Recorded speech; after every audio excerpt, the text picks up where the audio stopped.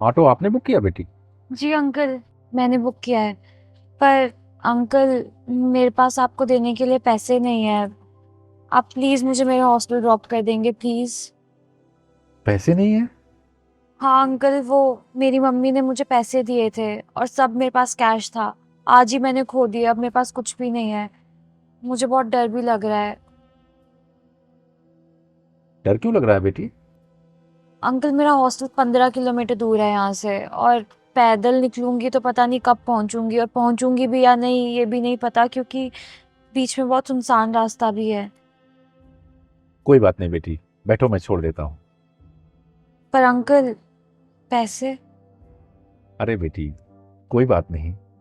मैंने तुम्हें बेटी बोला है। अगर तुम्हारी जगह पर मेरी बेटी होती तो क्या मैं उससे पैसे ले लेता? नहीं ना। फिलहाल मेरा काम है अपनी बेटी को सुरक्षित जगह पर पहुंचाना। आओ बैठो। Thank you uncle.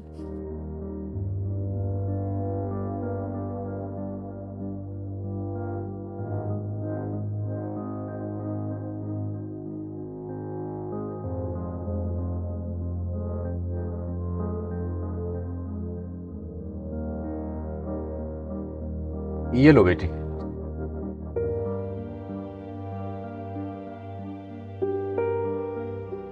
Thank you uncle. कोई बात नहीं बेटी, अपनी चीजों का थोड़ा ध्यान रखा करो, और जहां कहीं जाना हुआ करे थोड़ा टाइम से पहुंच जाया करो। हम्म? जी अंकल, मैं इस चीज़ का बहुत ध्यान रखूंगी। और वैसे आपने मेरी हेल्प करी है। मैं आपको भी पैसे तो नहीं दे पाऊंगी, पर कोई और हेल्प कर सकती हूँ।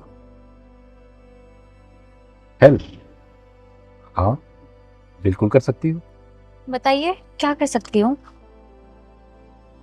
तुम ये कर सकती हो बेटी कि जब भी तुम्हें कोई रिक्शे वाला, ऑटो वाला मिले, उससे थोड़ा प्यार से, थोड़ा इज्जत से बात कर सकती हो। अगर तुम ऐसा करोगी तो अच्छा रहेगा। मैं समझी नहीं अंकल। अरे समझी नहीं? शायद भूल गई हो तुम। मैं बताता हूँ, तुम्हें याद आ जाएगा। अभी तकरीबन कोई 1 महीने पहले की बात है। 150 रुपए हो गए आपके। 150 कैसे हो गए? 100 रुपए लगते हैं यहाँ तक के। अरे मैडम, 150 रुपए लगते हैं यहाँ के। अरे अंकल, मैं रोज आती हूँ यहाँ पे, 100 रुपए देती हूँ रोज। हाँ तो मैं भी रोज ही ऑटो चलाता हूँ, मैं भी रोज यहाँ आता हूँ। यहाँ तक के 150 ही लगते हैं, हर कोई 150 देता है। अंकल, आप बाकियों को लूटिए, मुझे नहीं। मैं यहाँ रोज आती हूँ, मुझे पता है कि 100 रुपए ही लगते हैं। आपको मैं 100 रुपए से 1 रुपए भी ज्यादा नहीं देने वाली हूँ। अरे ये कौन सी बात हुई? मैंने तो आपको वहीं बता दिया था कि 150 रुपए लगेंगे। अब यहाँ आके उतरने के बाद आप ऐसे कर रही हो, ये तो गलत बात है ना। हाँ तो अंकल, आप कुछ भी बोलोगे तो मैं मान जाऊंगी? ऐसे थोड़ी होता है। आपको 100 रुपए लेने हैं तो लो, नहीं तो ये भी नहीं मिलेंगे। और काम करो, चोरी नहीं। चोरी? अरे, अपने हक के पैसे मांगने पे मैं चोर नजर आ रहा हूँ आपको?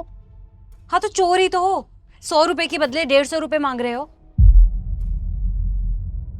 लीजिए। अच्छा, लो बेटी, 100 रुपए ही दे दो। आ गई ना अपनी औकात पे।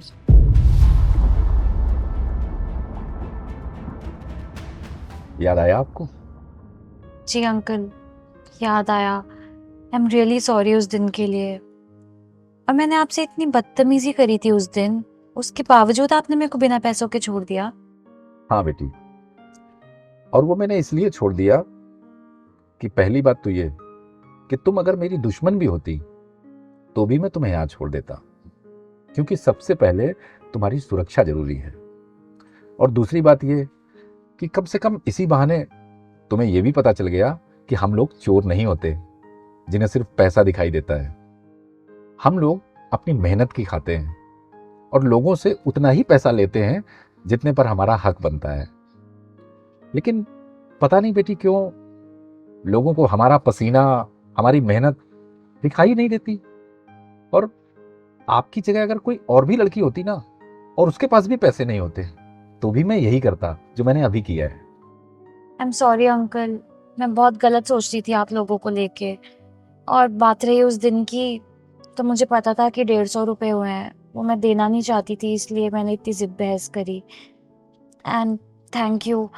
मेरे घर वाले जैसे ही मुझे पैसे भेजेंगे मैं आपको भेज दूंगी। आप एक काम करिए, मुझे अपना नंबर दे दीजिए। अरे नहीं नहीं बेटी, अब उन पैसों की कोई जरूरत नहीं।